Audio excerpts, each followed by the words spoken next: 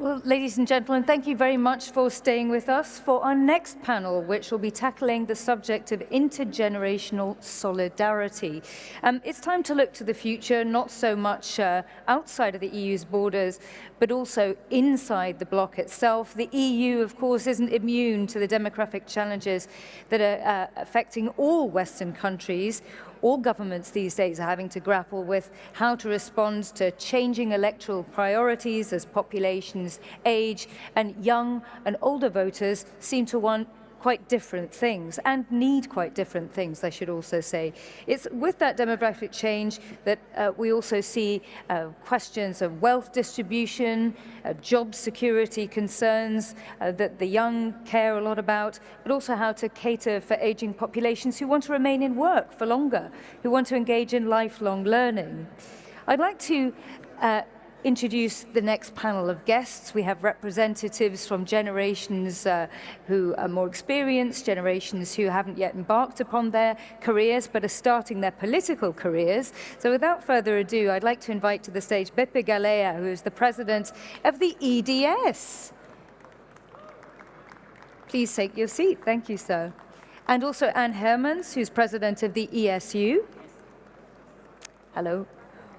Lydia PEREIRA, who is the president of the YEPP, so the Young EPP members, and Mikuláš, who is president of the Wilfried Martens Centre. Ladies and gentlemen, please join us on stage.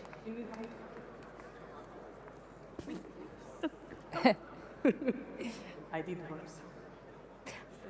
Please, thank you very much, Lydia PEREIRA. Hello, Mr. DZURINDA. Well, good afternoon, everybody.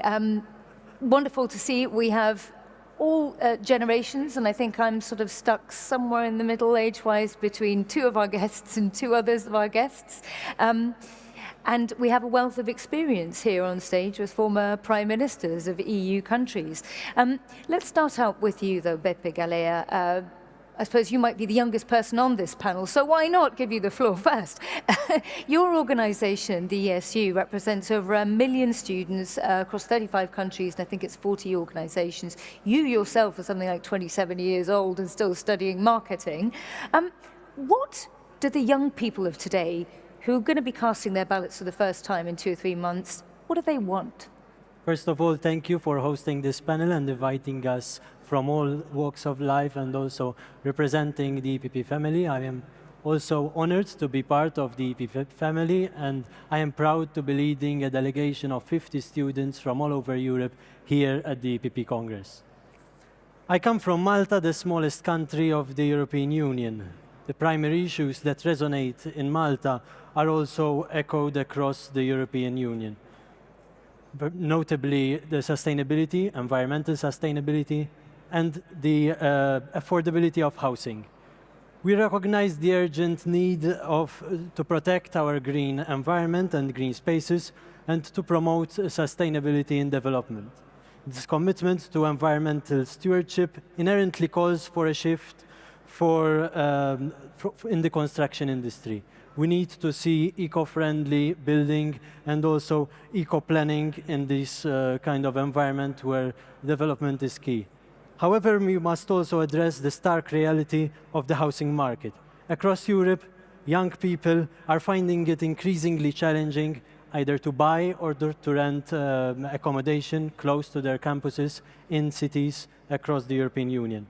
One might ask, what about social housing or grants to first-time buyers? We must ensure that such schemes are administered in the right way, in a fair and equitable way. Taking Malta again as an example, social housing is often riddled with clientelism or corruption in many cases. In light of these challenges, it is imperative that we work together to find innovative and effective solutions. We must advocate for policies which are not only protecting the environment, but also ensuring that young Europeans have access to affordable housing. It is a balance that we must take into account, also listen to the students' values and also take action on these challenges. Thank you very much. Let's contrast that view with yours, Anne HERMANS. I was reading a report a number of years ago that you wrote called Stealing the Future, I think it was, a few years ago, and you called for a new intergenerational pact. That report was a number of years ago, but I presume we need an intergenerational pact even more nowadays, right? What would that look like?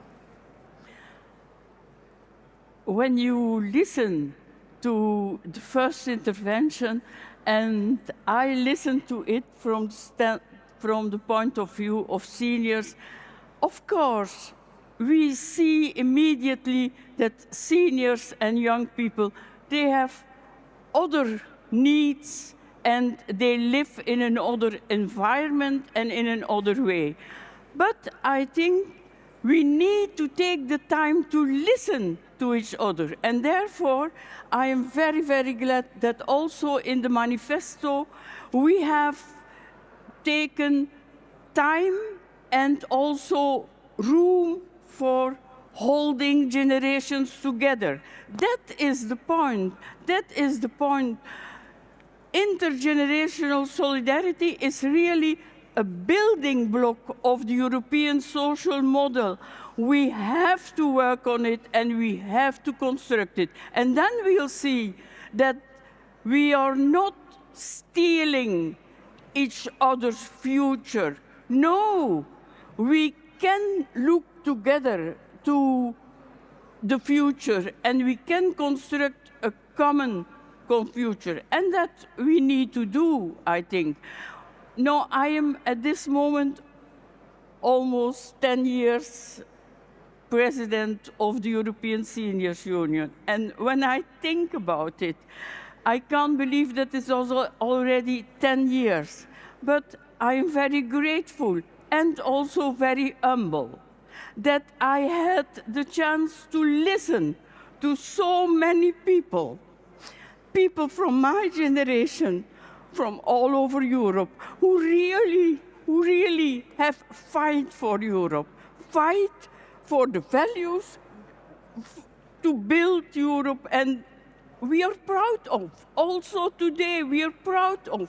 Also when there are other needs and other possibilities, I think that it's really worth to listen to the older generation to build together a common future. Well, Mikuláš DZURINDA, I remember you when you were, you're now obviously the president of the Wilfried Martens Centre, but you were the leader of Slovakia at a crucial time of EU enlargement, when there was so much promise, but it was so transformative for people in your country and neighbouring countries. A lot of those citizens are now they're in middle age, essentially, right? They're 10, 15 years older. How do you continue to sell that promise of EU membership as something that's so transformative for young people like Beppe here? Well, everything is about motivation. When I was under 30, I was dreaming to run my marathon under 3 hours. Now, when approaching my 70s, I am dreaming again to win my age category, 70 plus. You still run? Yeah, absolutely.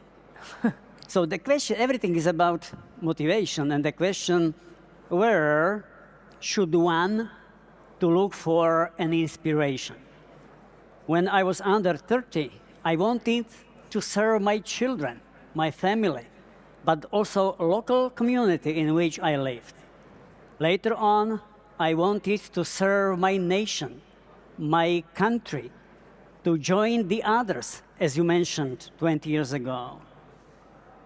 And I strongly believe that also in these days, we all can serve our Europe, our common house, and everyone can contribute. Young people with quality education, with technological skills, with dynamism. Older people, we can contribute with our experience.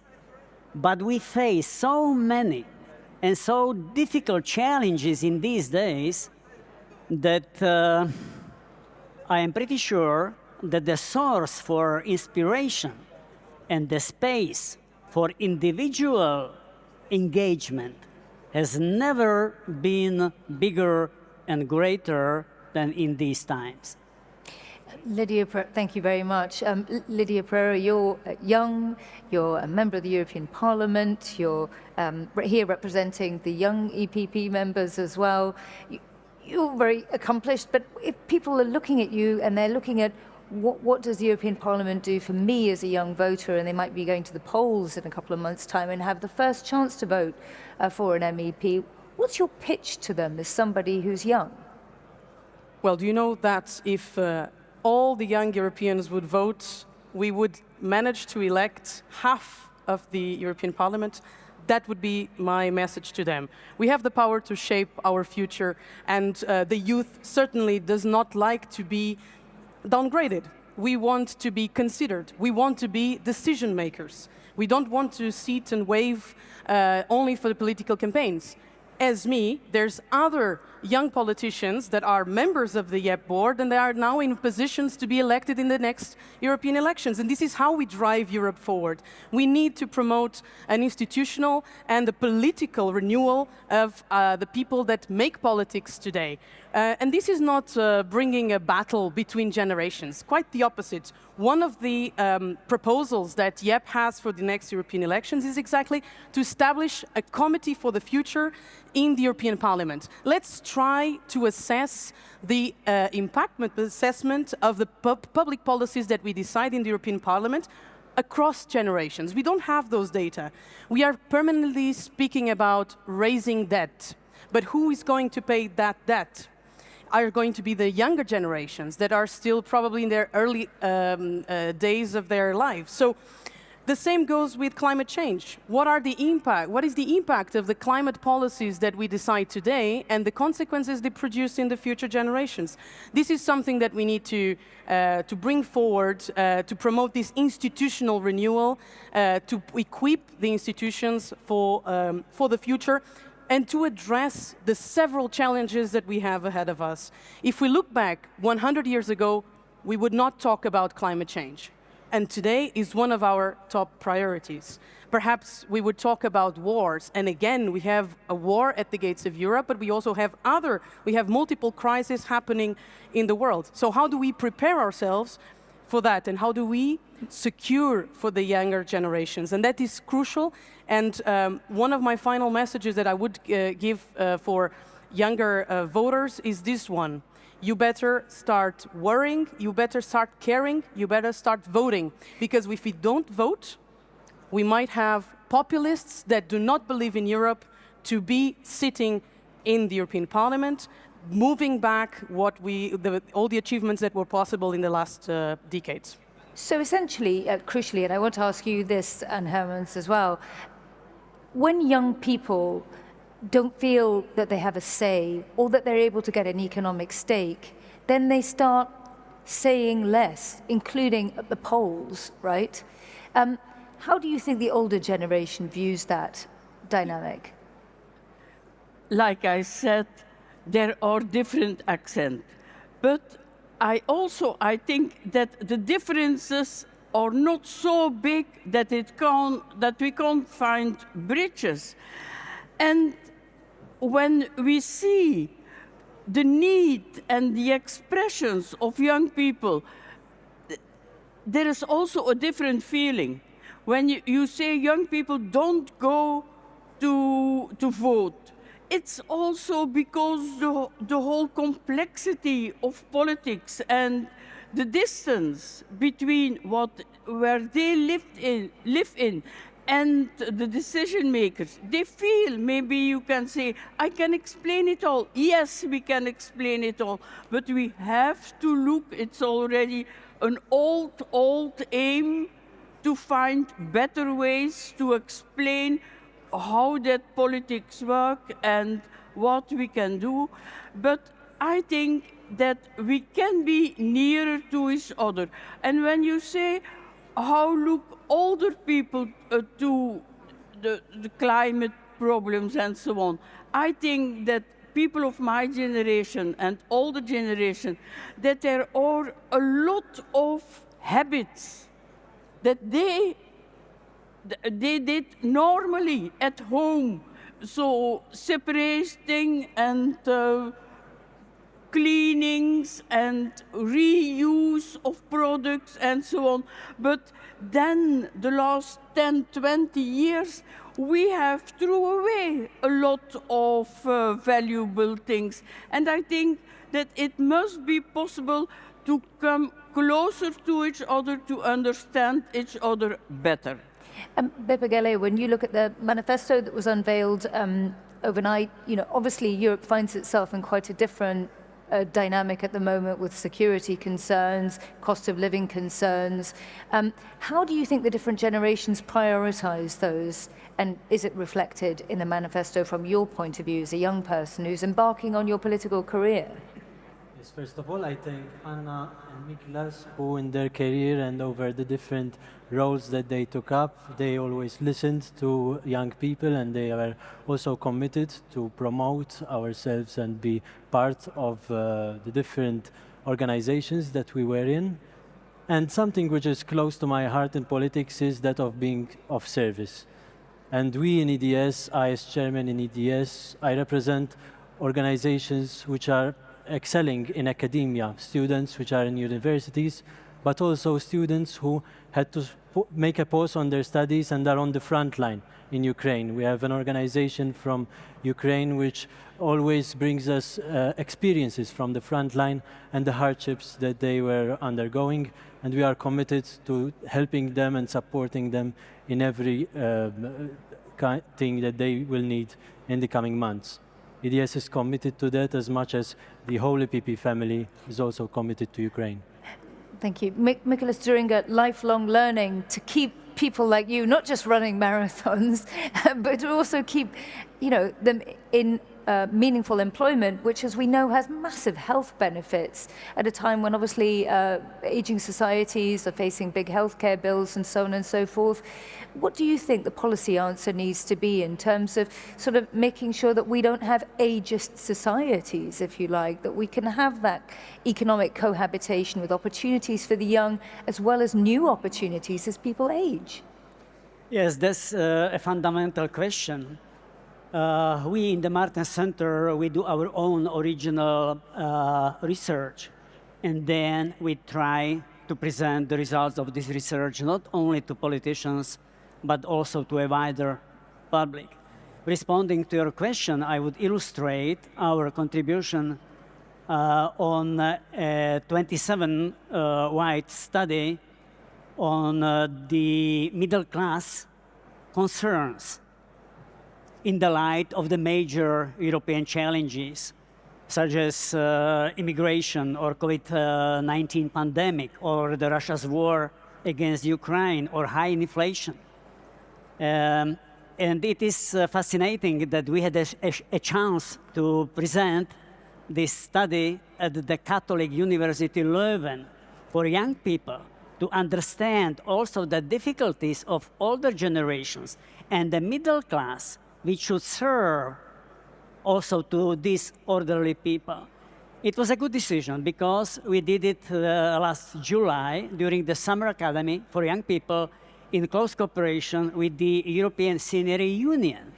And it was a good decision because young generation, young people, and the pensioners or seniors are the most vulnerable and endangered segments of our societies. So we do a lot of activities in this respect.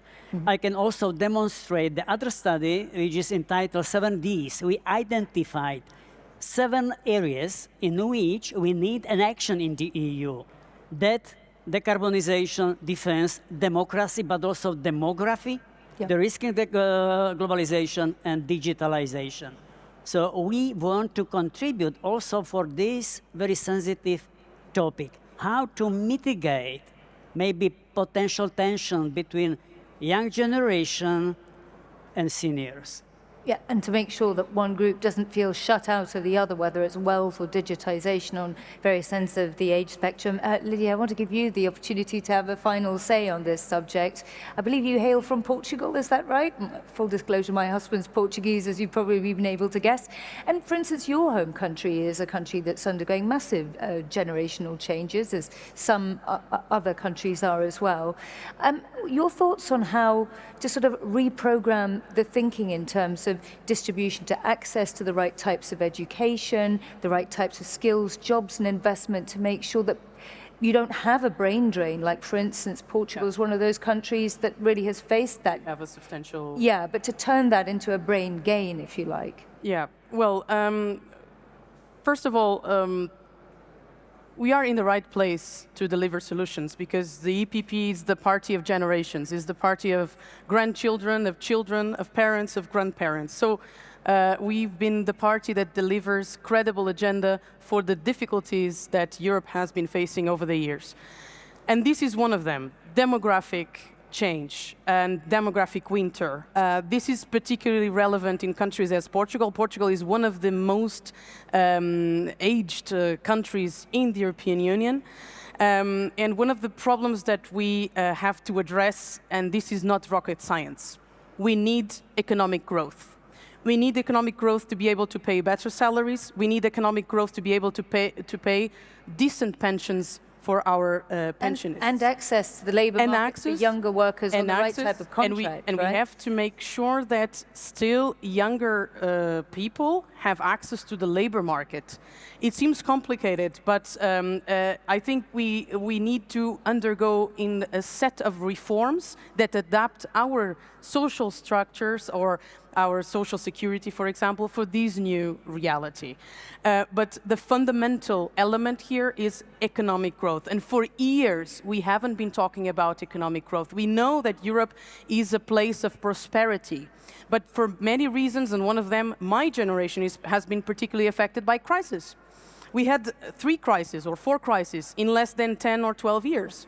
So how do we move from a time of crisis to a time that probably will still have crisis, but needs to adapt to the new circumstance of this demographic challenge? And for me, among other things, economic growth is crucial, innovation is crucial, and sitting on the front row for technology, for artificial intelligence, will be key to drive the transformations that our globe, that our planet is ongoing.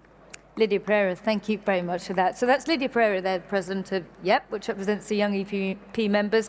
Mikuláš DZURINDA, thank you very much for joining us from the Wilfried Martens Centre. We also had Beppe GALEA there from the EDS, where you're president, and last but not least, HERMANS. Madam, thank you very much for joining us, president of the European Seniors Union. Thank you to all of our panelists today.